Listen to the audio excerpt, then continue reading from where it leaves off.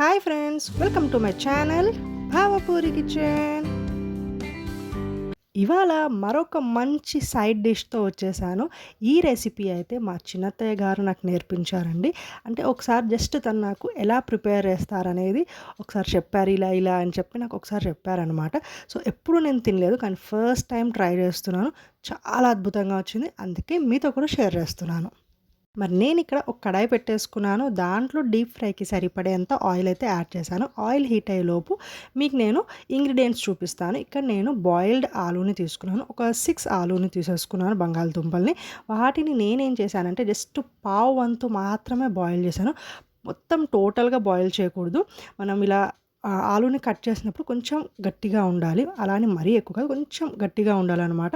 ఎందుకంటే మనం deep fry చేసినప్పుడు అది ఎక్కువ బాయిల్ అయిందనుకోండి, అది హల్వా అయిపోయేది. సో అందుకే జస్ట్ పావు వంతు మీరు బాయిల్ చేయండి. అలాగే ఇక్కడ ఎగ్స్ని కూడా నేను బాయిల్ చేశాను. అండ్ ఆలూని బాయిల్ చేసేటప్పుడు నేను కొంచెం ఉప్పుని యాడ్ చేసి బాయిల్ చేశాను అనమాట. ఇక్కడ ఆయిల్ కూడా హీట్ అయిపోయింది. ఇప్పుడు మనం ముందుగా బాయిల్ చేసి పెట్టుకున్న ఆలూనైతే యాడ్ చేసుకుంటున్నాను. మీరు సైజెస్ మీ ఇష్టం అండి. నేనైతే ఇలా మీడియం సైజులో కట్ చేసుకున్నాను. అలా అయితేనే బాగుంటుందన్నమాట. సో మీరు కూడా ట్రై చేయండి ఇలా మీడియం సైజులో కట్ చేసుకోవడానికి. ఇప్పుడు ఆలూను అనేది మనం మంచిగా ఎర్రగా వేయించుకోవాలి, ఫ్రై చేసుకోవాలి. మరీ గోల్డెన్ ఫ్రై చేసుకోకండి, ఎందుకంటే అవి బయటకు వచ్చాక కాసేపు తర్వాత ఏమైందంటే మనకు మాడిన టేస్ట్ వచ్చింది.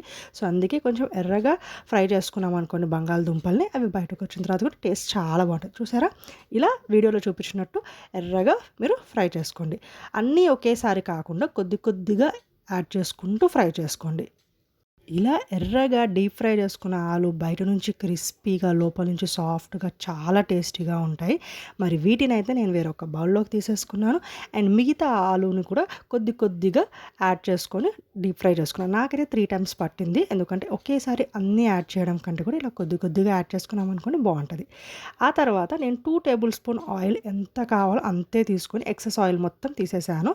ఇప్పుడు దీంట్లోకి మనం ముందుగా బాయిల్ చేసి పెట్టుకున్న ఎగ్స్ని యాడ్ చేసుకుందాం. ఎగ్స్ని నేను 4 వైపులా ఘాట్లు పెట్టుకున్నాను, సో దట్ ఉప్పు కారాలు దాంట్లోకి వెళ్తాయని చెప్పి.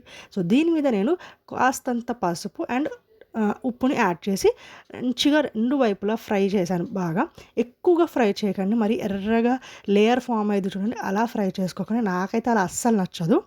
జస్ట్ కొంచెం లైట్గా ఫ్రై చేసేసి ఒక బౌల్లోకి తీసేసుకుందాం. దీని తర్వాత మనం అదే ఆయిల్లో పోపుని వేసుకుంటున్నాను. ప్రతిదీ కూడా నేను 1 టీ స్పూన్ వేసుకుంటున్నాను. పచ్చిశనగపప్పు, మినపప్పు, జీలకర్ర, ఆవాలు, ఇవన్నీ కూడా జస్ట్ 1 టీ స్పూన్ యాడ్ చేసుకొని ఒక 3 రెబ్బలు కరివేపాకుని యాడ్ చేసుకున్నాం. కరివేపాకు ఎక్కువ యాడ్ చేసుకుంటే బాగుంటుంది అనమాట. ఆ తర్వాత ముందుగా ఫ్రై చేసి పెట్టుకున్న ఆలూని యాడ్ చేసుకుందాం. బాగా మిక్స్ చేసుకున్న తర్వాత మనం ఎగ్స్ని కూడా ఫ్రై చేసి పెట్టుకున్నాం కదా, సో ఆ ఎగ్స్ని కూడా యాడ్ చేసేసి ఇప్పుడు ద మెయిన్ ఇంగ్రీడియంట్ దీంట్లో వచ్చే టేస్ట్ ఏంటంటే వెల్లుల్లి కారం అండి. నేను ఎలా ప్రిపేర్ చేసుకుంటానంటే ఎండు కొబ్బరి, వెల్లుల్లి, కారం, ఉప్పు, ఈ 4 ఇంగ్రీడియంట్స్ని మంచిగా ఫైన్ పౌడర్ లాగా గ్రైండ్ చేసుకుంటాను. సో ఆ వెల్లుల్లి కారం వేయగానే దాని టేస్ట్ అదిరిపోయిద్ది, వేరే లెవెల్కి వెళ్ళిపోయిద్ది. అండ్ అలాగే ఉప్పు సరిపోయిందో లేదో కూడా ఒకసారి చూసుకోండి. ఆలు టేస్ట్ చేసి ఇఫ్ సరిపోకపోతే కాస్త ఉప్పుని కూడా యాడ్ చేసుకోండి. ఈ వెల్లుల్లి కారం మీరు చేసుకొని పెట్టుకుంటే ఫ్రిడ్జ్లో స్టోర్ చేసుకున్నారనుకోండి, ప్రతి ఒక్క ఫ్రైలో యాడ్ చేసుకుంటే దాని టేస్ట్ అద్దిరిపోయిద్దని, నార్మల్ కారం కంటే కూడా వెల్లుల్లి కారం యాడ్ చేసుకుంటే. అంతేనండి, ఎంతో సింపుల్గా ఎట్ చాలా టేస్టీగా ఉండే ఈ క్రిస్పీ ఆలు ఎగ్ ఫ్రై అయితే రెడీ అయిపోయింది. నేను కూడా ఫస్ట్ టైం ప్రిపేర్ చేశాను అండ్ ఫస్ట్ టైం ట్రై చేశాను. తినడం కూడా చాలా చాలా నచ్చింది.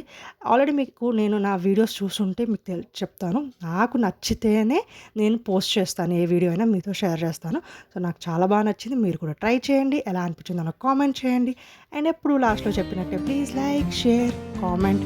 అండ్ కొత్త వాళ్ళు నా ఛానల్ని సబ్స్క్రైబ్ చేసుకోండి. మరొక మంచి వీడియోతో మళ్ళీ వచ్చేస్తాను. అప్పటి వరకు టాటా, బాయ్.